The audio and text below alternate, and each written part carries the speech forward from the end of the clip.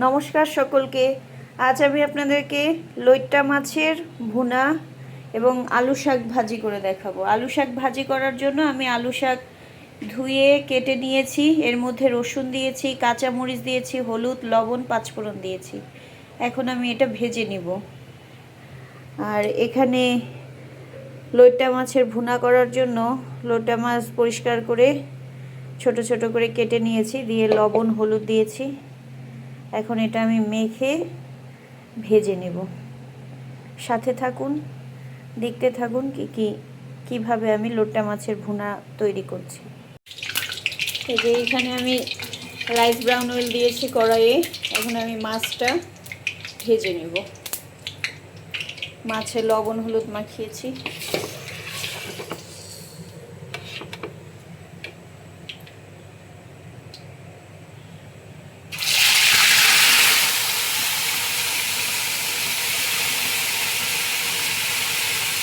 এদিকে আমি আলু শাক বসিয়ে দিয়েছি।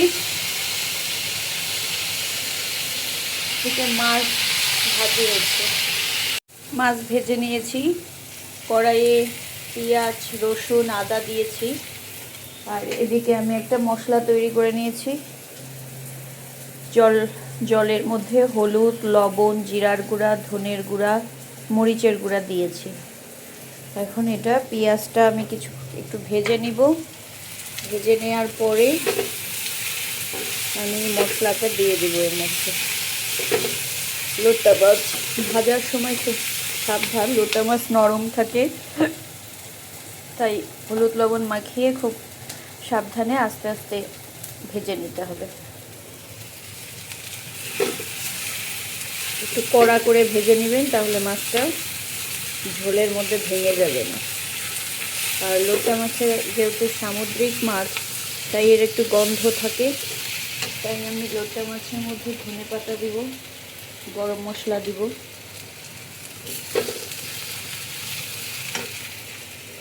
আমি লইট্টা মাছের ভুনাতে টমেটো দিব, তাই টমেটো পেঁয়াজ আমার ভাজা হয়েছে। এখন টমেটোগুলো ছেড়ে দেব।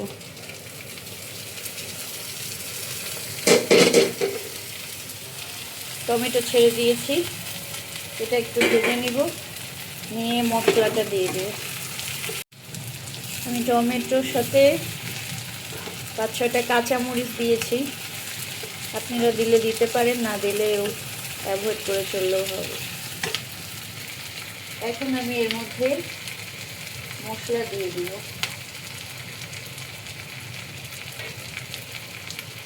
আমি এই যে জলে মশলা গুলে নিয়েছি, এটা এখন এর মধ্যে দিয়ে দেব।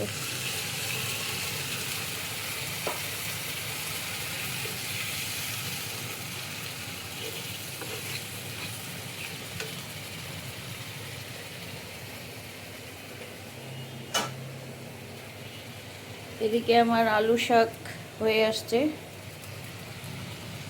এখন এটা একটু ঢেকে দিলাম। ঢেকে 5 মিনিট পরে আবার আসছি। 5 মিনিট পরে আমি আবার আসলাম। এই যে আমার ভুনার ঝোল শুকিয়ে গিয়েছে। এখন আমি এর মধ্যে মাছ ছেড়ে দিব।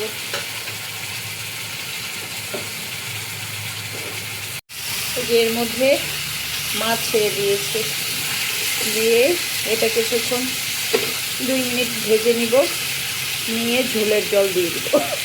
আমি এই যে ভেজে নিয়েছি 2 মিনিট। এখন এর মধ্যে ঝোলের এই যে জল দিয়ে দিলাম। এটা বেশি জল দেওয়ার দরকার নেই, নাহলে মাছ তো এমনি নরম, মাছটা গলে যাবে। একটু আমি ঝোল ঝোল করব, যেহেতু ভুনা বেশি ঝোল হবে না, গা মাথার ঝোল হবে। এই যে জল দিয়ে দিলাম। এখন এর মধ্যে আমি গরম মশলা দিয়ে দিব।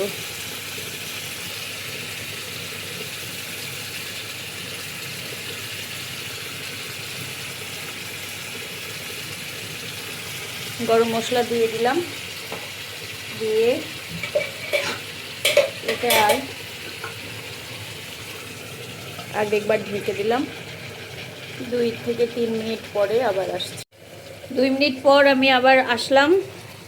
এই যে আমার তৈরি লইট্টা মাছের ভুনা।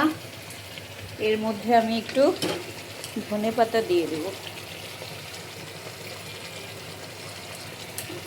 ধনেপাতা দিলে লইট্টা মাছের আর বিশ্রী একটা গন্ধটা আর লাগবে না। গরম মশলা দিয়েছি, আর গন্ধ লাগবে না। আমার রেডি লইট্টা মাছের ভুনা। এখন আমি এটা গরম গরম পরিবেশন করব। এই যে লইট্টা মাছের ভুনা, আলু শাক ভাজি, ভাত, আর ওটা জলপাইয়ের চাটনি তৈরি হয়ে গিয়েছে। এখন আমার ছেলে খেয়ে আপনাদের বলবে কেমন হয়েছে। সত্যম, বাবা আয়, খেতে আয়, সাথে থাকুন।